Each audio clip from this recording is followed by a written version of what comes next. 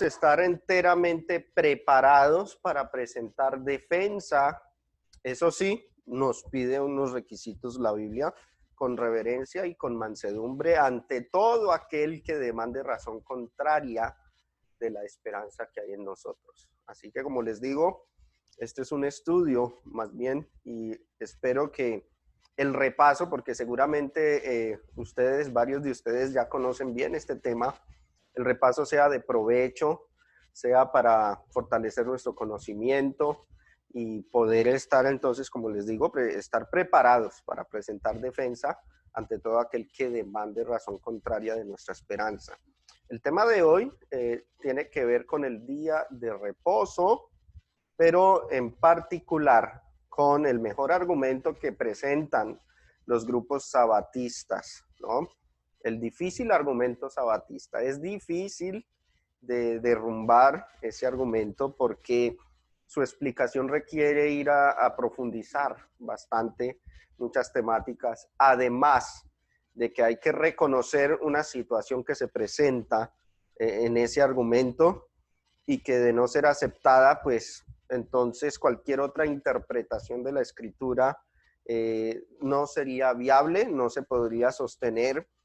Pero si se acepta la única probabilidad, que es la que vamos a ver, la única probabilidad que hay para poder entender ese texto, pues entonces a muchos se les complica por esto de a veces la falta de conocimiento en lo que son los géneros literarios que posee la escritura. Y es que la Biblia contiene géneros literarios.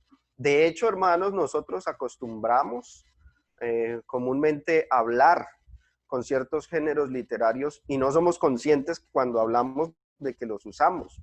Por ejemplo, la sinécdoque es un género que consiste en mencionar una parte por un todo, y nosotros la usamos constantemente en nuestro diario vivir, en nuestra manera de hablar, pero cuando la usamos no somos conscientes de que la hemos usado. Por ejemplo, cuando le decimos a nuestros hijos o a alguien encargado después de almorzar, después de comer, ve y recoge la mesa. No le está mandando a recoger literalmente la mesa, literalmente. ¿Qué le está mandando? Le está pidiendo que recoja la loza, que organice la cocina, pero se dijo recoge la mesa. Eso es un género literario, se llama sinécdoque. Cuando lo decimos, nadie está consciente o nadie está pensando, uy, acabé de hablar en sinécdoque, pero pasa. Lo mismo, por ejemplo, en nuestro hermano Steve, podría decir al padre de su novia, decir, vengo a pedir la mano de tu hija. Obviamente el hermano Steve no pide literalmente la mano nomás, solo la mano no, le está pidiendo toda la hija. Así que esa es la figura literaria de la sinécdoque, se pide una parte por el todo. La contraria sería la metonimia, y la usamos constantemente sin ser conscientes de que la usamos. Así sucedía en el entorno cultural en el que se escribió las escrituras, en que se escribieron las escrituras, y ella abunda en géneros literarios y es importante entenderlos a la hora de interpretar. Y este argumento que quiero presentarles, que quiero mostrarles, se sale y es una escapatoria del sabatista. A propósito, explico qué es el sabatismo. Sabatista es todo aquella grupo religioso, religión, doctrina que defienda la observancia del día de reposo. No digo adventistas, porque es el término más común, porque los adventistas son solamente uno de varios grupos religiosos que defienden la observancia del día de reposo. Así que en sí el término que se usa popularmente es sabatista. Esto implica judíos mesiánicos, bautistas del séptimo día y otras más que guardan o observan el día sábado y tienen sus argumentos para presentar su propia defensa al asunto. Todos nosotros, hermanos, en las iglesias de Cristo sabemos por las escrituras que el día de reposo es una práctica abolida cuando Jesús murió en la cruz. Dice Colosenses capítulo 2, versículo 14 al 16, anulando el acta de los decretos que había contra nosotros, que nos era contraria, quitándola del medio y clavándola en la cruz. Y despojando a los principados y a las potestades, los exhibió públicamente, triunfando sobre ellos en la cruz. Por tanto, nadie os juzgue en comida o en bebida o en cuanto a días de fiesta, luna nueva, y dice, o días de reposo. Bastante claro que el acta de los decretos, la ley de Moisés, quedó anulada, abrogada en la cruz de Cristo, y que entonces nadie puede juzgarnos si no observamos el día de reposo y otros rituales de la vieja dispensación.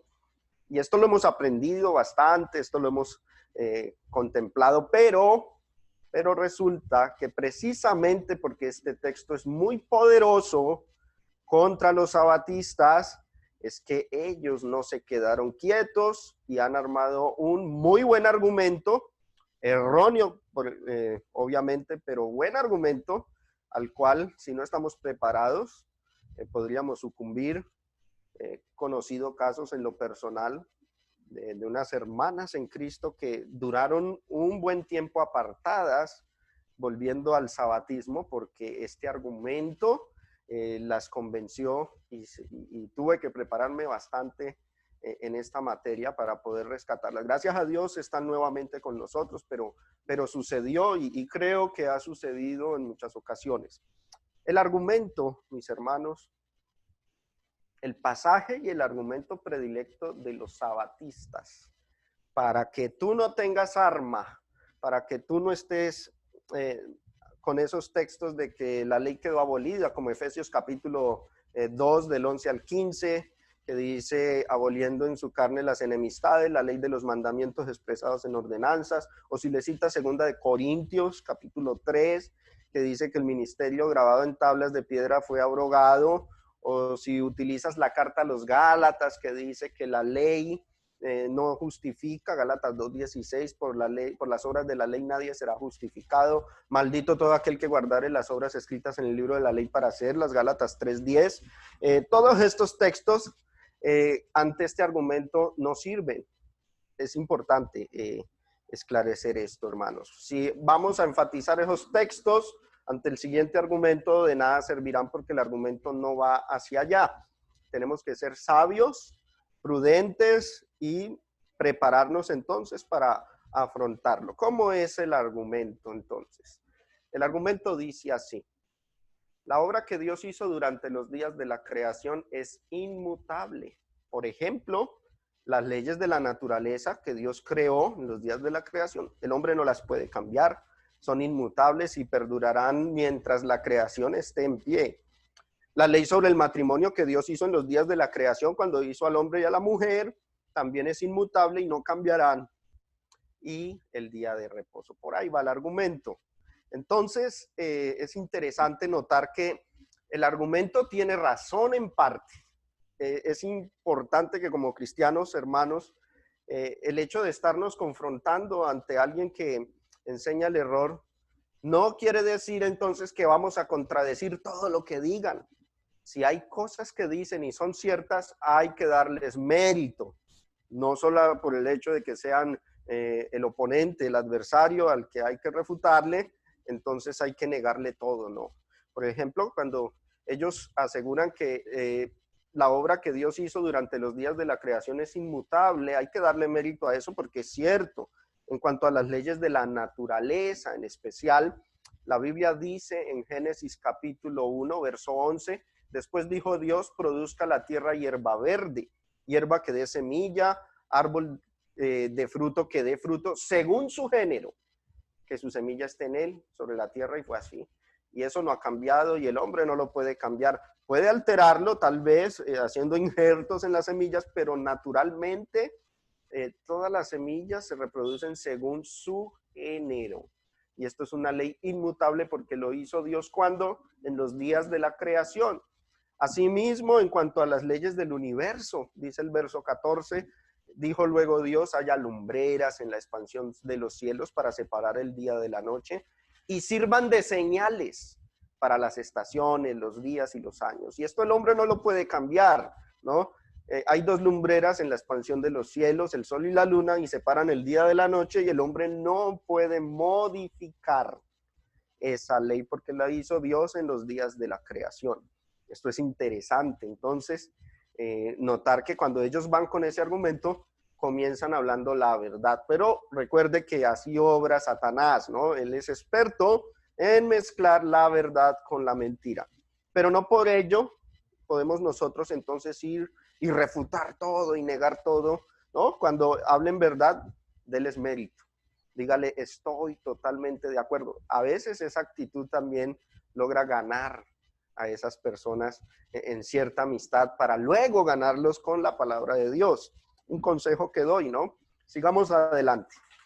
En segundo lugar, agregan que aparte de que las leyes de la naturaleza fueron hechas en los días de la creación y son inmutables, agregan que la ley sobre el matrimonio es algo similar, ya en el aspecto moral del hombre y no se puede cambiar. Y eso es correcto y lo vemos en Mateo capítulo 19 del 3 al 8. Entonces vinieron a él los fariseos, tentándole y diciéndole, ¿es lícito al hombre repudiar a su mujer por cualquier causa? Él respondiendo les dijo, ¿no habéis leído que el que los hizo cuándo? ¿A qué época se refirió Jesús? ¿A dónde nos traslada el Señor? ¿A dónde nos manda? Al principio, varón y hembra los hizo. Por esto dijo el hombre dejará, por esto el hombre dejará padre y madre y se unirá a su mujer y los dos serán una sola carne. Así que no son ya más dos, sino una sola carne. Por tanto, lo que Dios junto no lo separe el hombre. Y le dijeron, ¿por qué pues mandó Moisés a dar carta de divorcio y repudiarla? Mire lo que responde el Señor. Él les dijo, por la dureza de vuestro corazón, Moisés os permitió repudiar a vuestras mujeres, y vuelve y reitera, más al principio, es decir, en los días de la creación. Génesis capítulo 1, no fue así. Cuando Jesús habló sobre el matrimonio, nos hizo ir nuevamente al principio. ¿Por qué? Porque lo que Dios hizo al principio posee leyes inmutables que no pueden cambiarse. No se pueden cambiar, no se pueden modificar. El hombre no tiene autoridad para modificarlas. Así que el matrimonio sigue siendo, dejará al hombre a su padre y a su madre, se unirá a su mujer y los dos serán una sola carne. Entonces es interesante esto, ¿no? Tienen razón entonces en su segundo punto del argumento, pero viene el tercer punto de su argumento, que el día de reposo fue hecho en los días de la creación, fue santificado en los días de la creación y por ende no cambiará, así como no cambia la ley de Dios sobre el matrimonio y como no cambian las leyes de la naturaleza. Interesante argumento, y te citan para mostrar que el día de reposo fue hecho en los días de la creación. Génesis capítulo 2 del 1 al 3 dice, fueron pues acabados los cielos y la tierra y todo el ejército de ellos, y acabó Dios en el día séptimo la obra que hizo, y reposó el día séptimo de toda la obra que hizo. Y observen, y bendijo Dios al día séptimo, y lo que más te resaltan es esto, y lo santificó, porque en él reposó de toda la obra que había hecho en la creación. Esto es un argumento fuerte. No puedes usar Colosenses capítulo 2 del 14 al 16. ¿Por qué? Porque allá dice que se anuló el acta de los decretos. ¿Cuál? La que dio Moisés, Éxodo 20, en el monte Sinaí. Pero aquí estamos en los días de la creación. Entonces, esos pasajes no sirven como para explicar correctamente la abolición del día de reposo. Ahí es que derrumbar este argumento y debemos enfocarnos en él y tratar de buscarle una solución, porque es fuerte, es interesante, ¿no? Pero lo vamos a resolver ahora, ¿no? Adicionalmente, te explican, proceden a explicarte qué significa la palabra lo santificó, y se basan en diccionarios de los idiomas bíblicos. Santificar, según este diccionario Zondervan, cuando la santidad se aplica a cosas, lugares y a personas, significa que ellos son consagrados y apartados para el uso de Dios. Interesante. Y esta definición es correcta, es cierta. Cuando algo es santificado, eso que fue santificado queda automáticamente destinado para el uso de Dios. Cuando nosotros estábamos en el mundo y nos bautizamos, hemos sido santificados, ¿para qué? Para el uso divino, para servir a Dios. Todos los implementos del Antiguo Testamento en el tabernáculo, cuando eran santificados, automáticamente quedaban destinados para el uso de cosas sagradas y del culto. Entonces, tenemos que dice Génesis capítulo 2, que en los días de la creación, precisa y exactamente en el séptimo día, Dios bendijo el séptimo día y lo santificó, es decir, lo separó para el uso sagrado, para que los hombres guarden ese día, y desde entonces el día de reposo es una ley universal. Eso dicen los sabatistas. Y cuando llegó la era de la ley mosaica, lo que se hizo con el día de reposo fue añadirle rituales, sacrificios, una ley ceremonial. Ellos hablan de una ley ceremonial, pero después queda abolida esa ley ceremonial y los días de reposo ceremoniales, más no el séptimo día que santificó Dios en los días de la creación. Ese es el argumento sabatista, al cual, si tú le citas Colosenses 2, bueno, te van a decir, ahí dice que anuló la ley ceremonial, el acta de los decretos que Moisés dio, pero no dice que abolió algo que se hizo en los días de la creación. Si le citas Efesios 2 y cualquier otro, Gálatas, no sirve.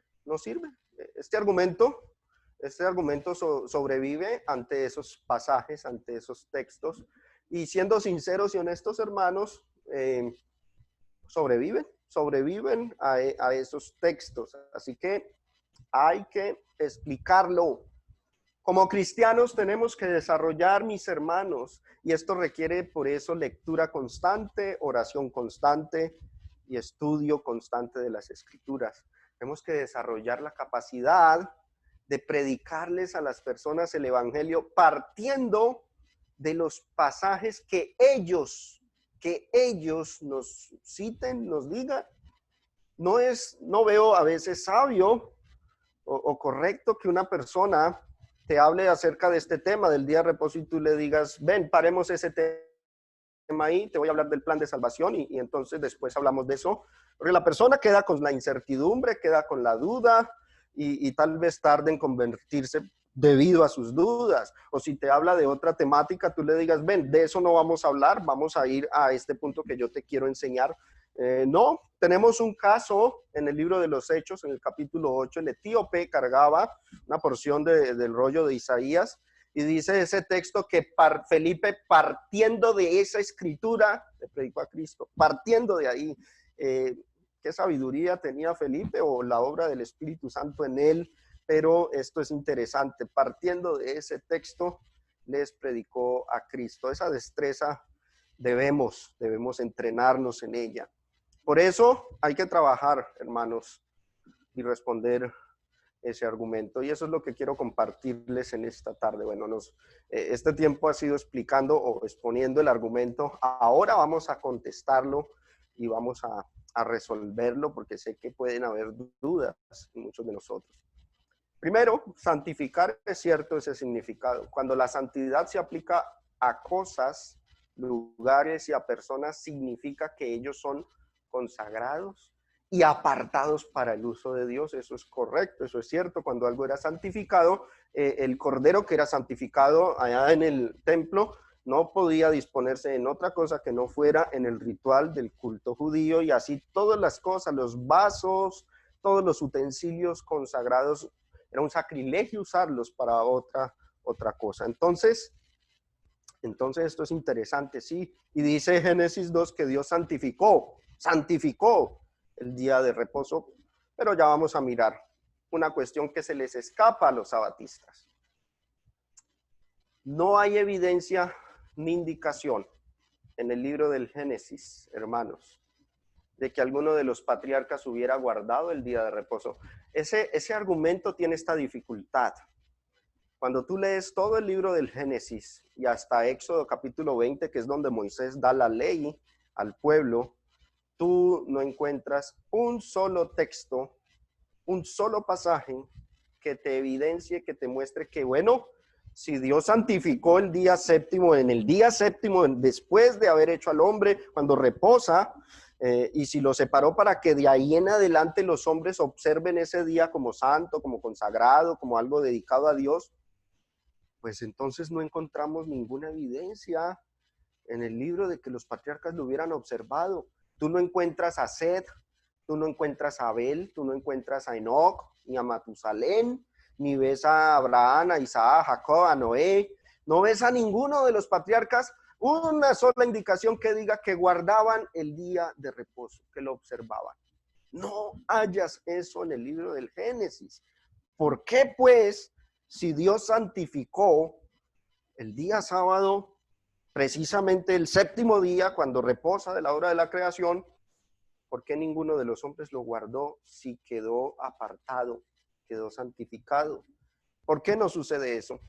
Y esto tiene una respuesta un poco difícil de digerir, pero vamos a exponerla. Vamos a hacerlo con una ilustración que expongo aquí en pantalla, mis hermanos. Ahí tenemos una imagen de Adán y Eva para figurar o representar los días de la creación. Y tenemos acá una figura acerca de Moisés con las tablas de piedra para que signifique el preciso instante cronológico en que Moisés da la ley al pueblo. La distancia de ese evento al otro, según algunos que estudian la cronología y los tiempos de la Biblia, la mayoría llega a este consenso, que son 2670 años aproximadamente los que han transcurrido. Se supone que si Dios ordenó, santificó el día sábado en los días de Adán y Eva durante 2670 años, entonces los hombres de Dios debieron haberlo observado, debieron haberlo guardado, pero el detalle es que no hay evidencia bíblica de que los patriarcas hubiesen guardado el sábado. Ahora, ¿cuál es el detalle que se les escapa a los sabatistas? Es el siguiente, que el libro del Génesis habla de Adán y Eva, sí, habla de lo que sucedió 2670 años antes de Moisés, sí, pero que quien escribió este libro es Moisés. Moisés escribió el libro del Génesis. Y él es el que nos narra, el que escribió 2670 años después de ese evento de la creación, que el día de reposo había sido santificado. Ahora, en Éxodo 20, del 8 al 11, dice la ley del día de reposo, que es el cuarto mandamiento del decálogo, ¿no? Acuérdate del día de reposo para santificarlo. 6 días trabajarás y harás toda tu obra, mas el séptimo día es reposo para Jehová tu Dios. No hagas en él obra alguna, tú, ni tu hijo, ni tu hija, ni tu siervo, ni tu criada, ni tu bestia, ni tu extranjero que está dentro de tus puertas. Y dice el por qué. ¿Por qué? ¿Por qué Dios ordena al pueblo de Israel 2670 años después que guardan el día de reposo? Porque Dios también reposó, esa es la razón. Porque en 6 días hizo Jehová los cielos y la tierra, el mar y todas las cosas que en ellos hay, y reposó en el séptimo día. Por tanto, es decir, esa es la razón. Jehová bendijo el día de reposo, ¿y qué hizo después? Y lo santificó. La pregunta es, ¿cuándo lo santificó? Durante 2670 años, los hombres no guardaron el sábado y no hay evidencia bíblica de que los patriarcas lo hubieran hecho. Esto nos indica que esa santificación de ese día no ocurrió cronológicamente y exactamente en los días de Adán y Eva.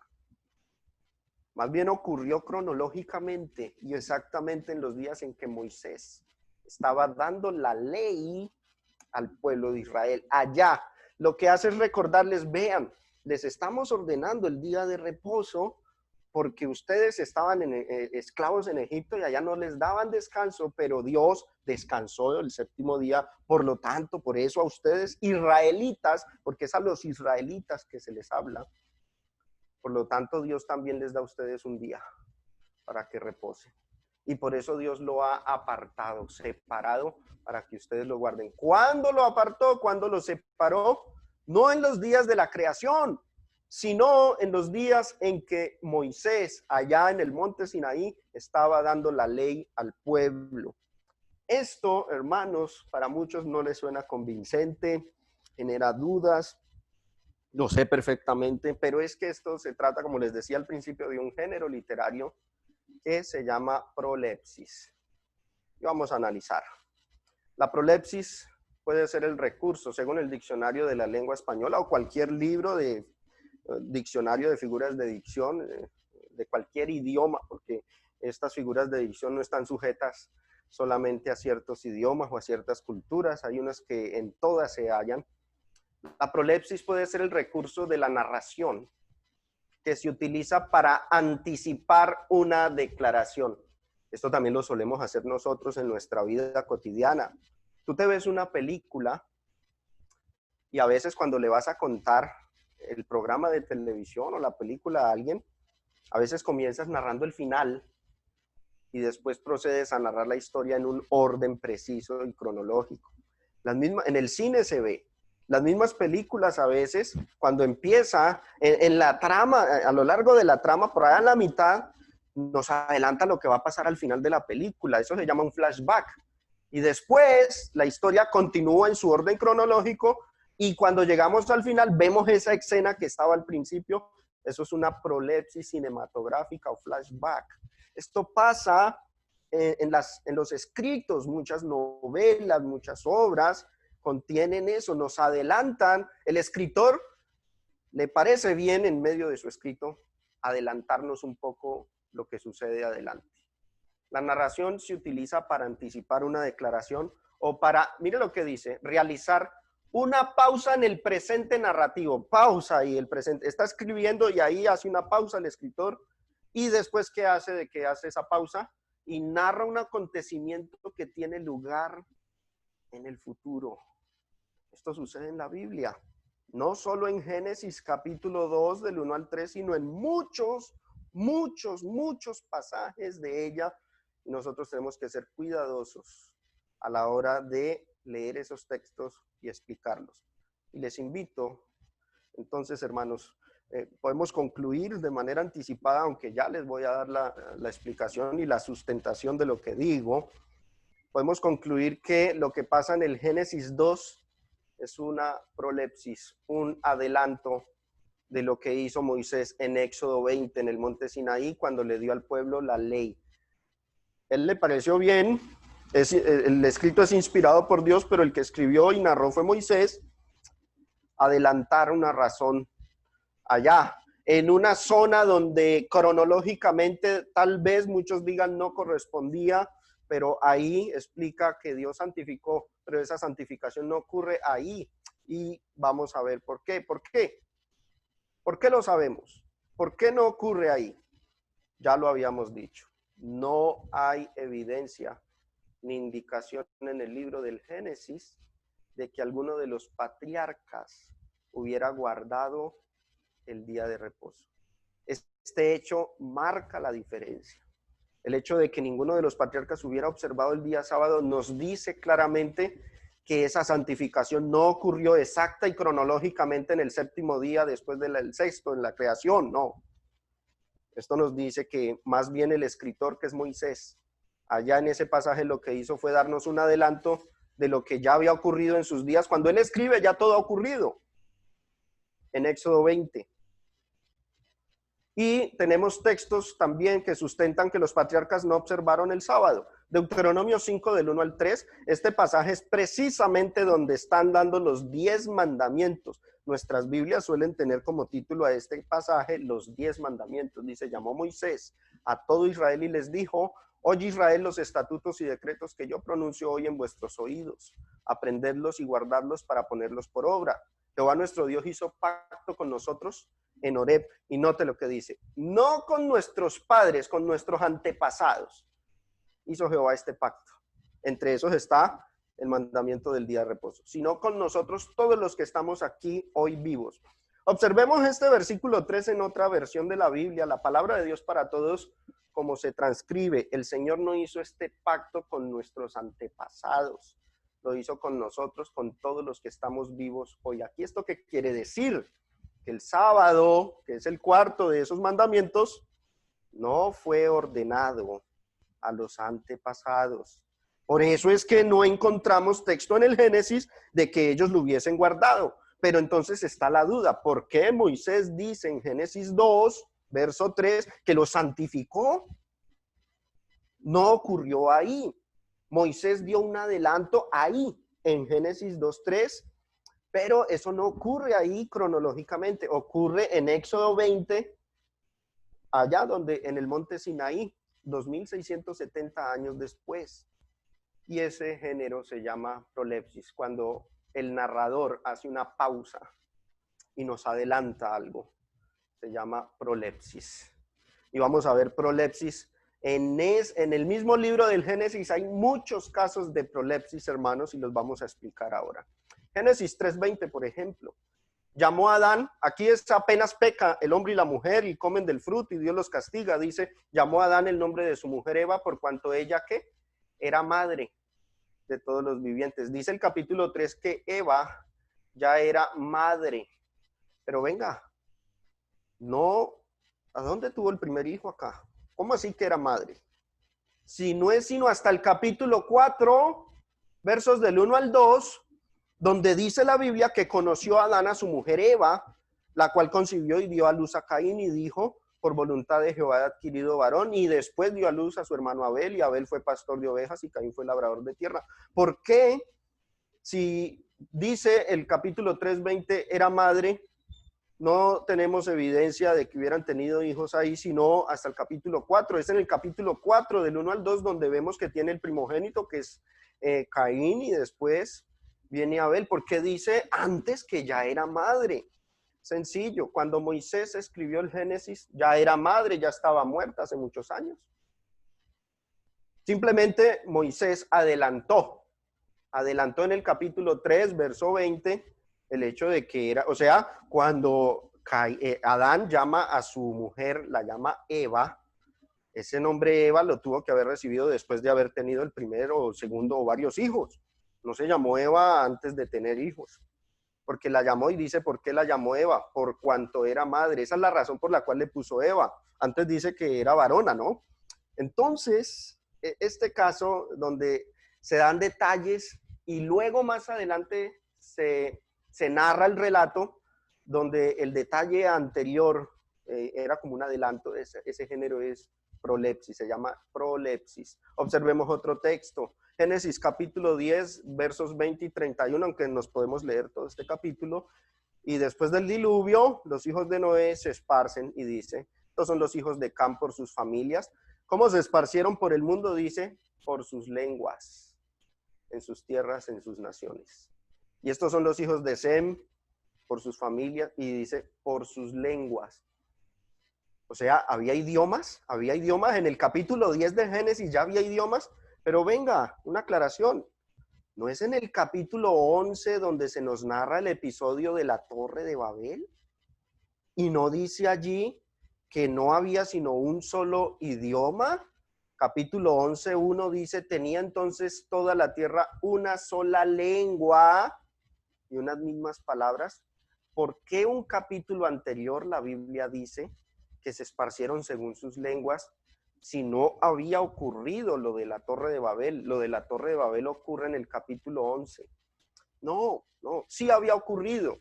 No hablemos desde una perspectiva cronológica en la narrativa, dentro de la narrativa. Hablemos de la perspectiva del escritor. Cuando Moisés escribe el capítulo 10 y el capítulo 11, todo eso ya ha pasado 2670 años antes, o durante esos 2000 años antes.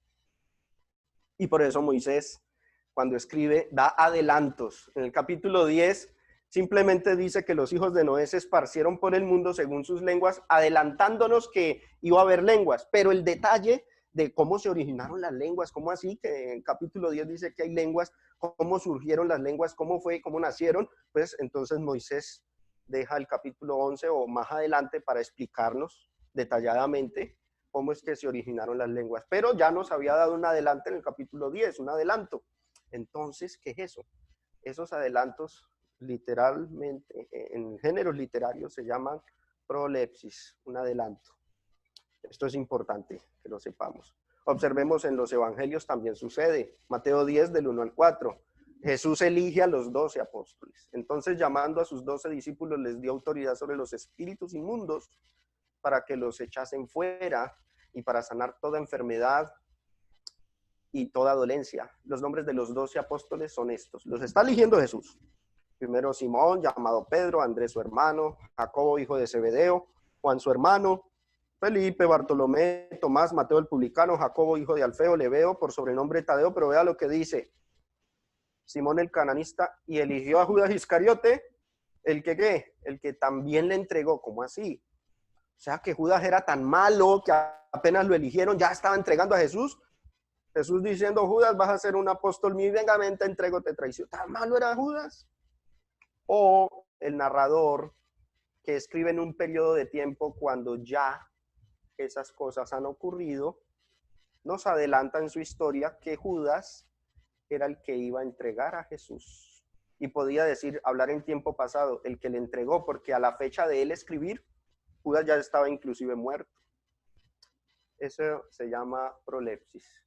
Es cuando el narrador, el escritor, nos da un adelanto en la historia, en una zona donde cronológicamente no le corresponde, pero así escribieron. Y esto ocurre en muchos escritos, no solo en la Biblia, pero en la Biblia abundan muchos de estos casos, ¿sí? Por ejemplo, ustedes leen Daniel capítulo 1, verso 1, dice que en el segundo año, dice, vino Nabucodonosor, rey de Babilonia, y sitió a Jerusalén. Y llama a Nabucodonosor rey cuando, históricamente, cuando Nabucodonosor sitió a Jerusalén, Nabucodonosor no era el rey de Babilonia, era su padre Nabopolazar. Nabucodonosor apenas era el capitán del ejército de Babilonia. ¿Cómo así? Dice Daniel que vino Nabucodonosor, rey de Babilonia, y la sitió, pues porque a la fecha de Daniel escribir su libro Daniel, Nabucodonosor ya era rey de Babilonia y lo llama rey. Eso es una prolepsis, un adelanto. Génesis 2, volvamos allá. Génesis 2 del 1 al 3. Este es el relato cronológico. Fueron pues acabados los cielos y la tierra y todo el ejército de ellos. Y acabó Dios en el día séptimo la obra que hizo y reposó el día séptimo de toda la obra que hizo. Pero esta parte, bendijo Dios al día séptimo y lo santificó, porque en él reposó de toda la obra que había hecho en la creación. Esa parte no ocurrió cronológicamente ahí en el séptimo día. Esta parte ocurrió 2500 años después de la creación. Solamente que Moisés nos la adelanta en esa parte. Y así era la forma y método y manera de escribir en el Medio Oriente. La prolepsis es un género literario que abunda en la escritura. Hay muchos otros casos. Ahorita vamos a ver más. De manera que si Moisés, cuando escribe Génesis capítulo 2, que a propósito el libro del Génesis pertenece a la ley, así que no pueden decir los sabatistas que no son ley, no pertenecen a la ley. Gálatas capítulo 4, dice Pablo, ¿queréis estar bajo la ley? Hablo con los que conocen la ley. Abraham tuvo 2 hijos. Dice que la historia de Abraham y donde tuvo 2 hijos pertenece a la ley. Y eso es en Génesis. Entonces, hermanos, esta parte ocurre 2500 años después. ¿Cómo lo evidenciamos? Primero, durante ese tiempo no hay evidencia bíblica de que alguno de los antepasados, los patriarcas, hubieran guardado el sábado. Esa evidencia es suficiente para probar que Dios no lo santificó cronológicamente allá en el séptimo día de la creación. Lo santificó fue en el monte Sinaí. Solo que Moisés adelanta el relato allá, en Génesis 2, verso 3. Por lo tanto, a ese texto sí le aplica Colosenses 2, del 14 al 16, porque si Moisés dio esa ley fue en el Sinaí, entonces sí le cabe, sí le aplica este texto, anulando el acta de los decretos que había contra nosotros, que nos era contraria, la quitó del medio y la clavó en la cruz y despojó a los principados y a las potestades y los exhibió públicamente triunfando sobre ellos en la cruz. Y por lo tanto, nadie os juzgue en comida, en bebida, en cuanto a días de fiesta, luna nueva o días de reposo, porque son parte del acta de los decretos. Los sábados, el sabbat, es parte del acta de los decretos. Moisés lo ordenó en Éxodo capítulo 20. Si se narra en Génesis capítulo 2, verso 3, es porque simplemente el escritor está dando un adelanto del por qué se ordena el día de reposo e inserta ese adelanto allá. Eso es una prolepsis, como ocurre comúnmente en muchas otras porciones de la escritura. Vamos a hacer unas observaciones adicionales ya para culminar. La prolepsis, hermanos, es una intervención del escritor en su propia narrativa. Él interviene, mocha, corta el tema, lo suspende e introduce una porción para él explicar algo, adelantar algo, y cuando se cierra ese paréntesis, continúa la línea cronológica del relato. Eso es una prolepsis y existe mucho en el Nuevo Testamento y en el Antiguo Testamento. Miremos este texto, Juan capítulo 7, del 37 al 40. En el último y gran día de la fiesta, Jesús se puso en pie y alzó la voz diciendo, si alguno tiene sed, venga a mí y beba. Noten, Jesús alzó la voz, se puso en pie y alzó la voz diciendo, dos puntos aparte. Lo que dice después de los dos puntos aparte son palabras ¿de quién? De Jesús. Es lo que Jesús está diciendo. ¿Qué dijo Jesús? Si alguno tiene sed, venga a mí y beba. El que cree en mí, como dice la escritura, de su interior correrán ríos de agua viva. Lo que dice el verso 38, ¿quién lo está diciendo? Jesús, dentro de la narrativa del apóstol Juan, obviamente. Ahora, pero el verso 39, eso no lo dice Jesús. El apóstol Juan corta el tema ahí de lo que Jesús está diciendo e introduce una intervención de él para aclarar algo. Esto dijo del Espíritu. Jesús no está diciendo eso. Eso lo dice el apóstol Juan. Está cortando el relato Juan y nos está aclarando por qué Jesús dijo lo que dijo en el verso 38 y 37. Esto dijo Jesús del Espíritu que habían de recibir los que creyesen en él. Nos adelanta a Pentecostés, que fue cuando recibieron el Espíritu Santo. Pues aún no había venido el Espíritu Santo, porque Jesús no había sido aún glorificado. Nos traslada a la ascensión y entronización de Jesús en el cielo a la diestra del Padre, su glorificación. Una prolepsis, un adelanto por parte del apóstol Juan en este pasaje de Juan capítulo 7. Y después de ese verso 39 se cierra ese paréntesis y el escritor continúa su narrativa. Entonces algunos de la multitud, oyendo estas palabras, decían, verdaderamente este es el profeta. Interesante, ¿no?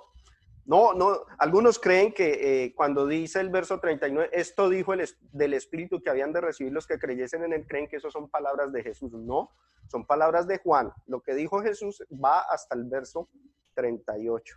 Hay que aprender a detectar esas porciones en la Biblia. Observemos otro ejemplo. Juan capítulo 2, del 18 al 22. Y los judíos respondieron y le dijeron, ¿qué señal nos muestras ya que haces esto? Es una conversación entre los judíos y Jesús. Esa es la narrativa cronológica. Respondió Jesús y les dijo, dos puntos aparte. ¿Qué dice Jesús? Destruid este templo y en 3 días lo levantaré. ¿Sigue la narrativa? Sí, sigue. Le dijeron luego los judíos, en 46 años fue edificado este templo y tú en 3 días lo levantarás. Pero Jesús no dice lo que dice el verso 21. Jesús no dijo, venga, es que yo les estoy hablando del templo de mi cuerpo. No, porque precisamente ellos condenaron a Jesús a la cruz por malinterpretar esas palabras y Jesús no se las explicó nunca. Esto es una intervención del apóstol Juan, porque Juan cuando escribe Juan, pues ya Jesús había muerto, había resucitado, había ascendido, ya habían pasado varios años, entonces podría Juan desde ese tiempo podernos narrar este adelanto, que él estaba hablando del templo de su cuerpo. Por tanto, cuando resucitó de entre los muertos, ¿Jesús resucitó entre los muertos en el capítulo 2 de Juan? No, por allá en el capítulo 20 que sucede, narra la resurrección, 21, ¿no? Aquí Jesús no resucita, ni siquiera lo han matado, ¿no? Es un adelanto, una prolepsis. Por tanto, cuando resucitó de entre los muertos, sus discípulos se acordaron que había dicho esto y creyeron la escritura y la palabra que Jesús había dicho. Esto no son palabras de Jesús, esto es una intervención del escritor y hay unas muy difíciles de detectar, pero hay que estar atentos cuando leamos la palabra del Señor. Entonces, hermanos, Observemos otros ejemplos ya para culminar. Mateo 26:46. Cerca de la hora novena, Jesús clamó a gran voz diciendo, 2 puntos aparte. ¿Qué es lo que dice Jesús? Elí, Elí, lama sabactani. Jesús estando en la cruz, tradujo también lo que él dijo. Venga, les explico aquí desde la cruz qué es lo que significa esto que estoy diciendo. No. Cuando dice esto es, eso es en la narrativa, eso es una intervención del escritor de Mateo. Mateo está explicando a sus lectores qué significó Elí, Elí, lama sabactani, que eso fue lo único que Jesús dijo en la cruz. Esto es, Dios mío, ¿por qué me has desamparado? No fue que Jesús estando en la cruz dijera, Elí, Elí, lama sabactani, venga, les explico, esto es Dios mío. No, no. Es una intervención del escritor. Hay que detectarlas. Marcos capítulo 3, verso 7. A Jacobo, hijo de Zebedeo, y a Juan, hermano de Jacobo, a quienes apellidó Boanerges. Esto es, cuando leemos esto es, eso no son palabras de Jesús, sino intervención del escritor. Esto es, hijos del trueno. El escritor nos está aclarando a sus lectores qué significa Boanerges. Espero que esta lección, este repaso, este estudio nos ayude a comprender estas cuestiones de la interpretación de la escritura, de la exégesis. Hay que tener cuidado con muchos textos donde realmente lo que está ocurriendo es un adelanto. Cuando no se interpretan bien estas figuras literarias, da a luz falsas doctrinas, como por ejemplo los sabatistas. Hay otro error por ahí, algunos también he oído esa doctrina diciendo que Adán y Eva tuvieron hijos en el Edén, porque dice que cuando Adán la llamó Eva, ya era madre, pero no están considerando la prolepsis y esto nos saca de todas dudas, ¿no? Es interesante, ¿sí? Entonces, hermanos, hay que tener cuidado con esas porciones. El Señor les bendiga y soy oído a todas las preguntas que tengan y a las inquietudes. Gracias por su atención.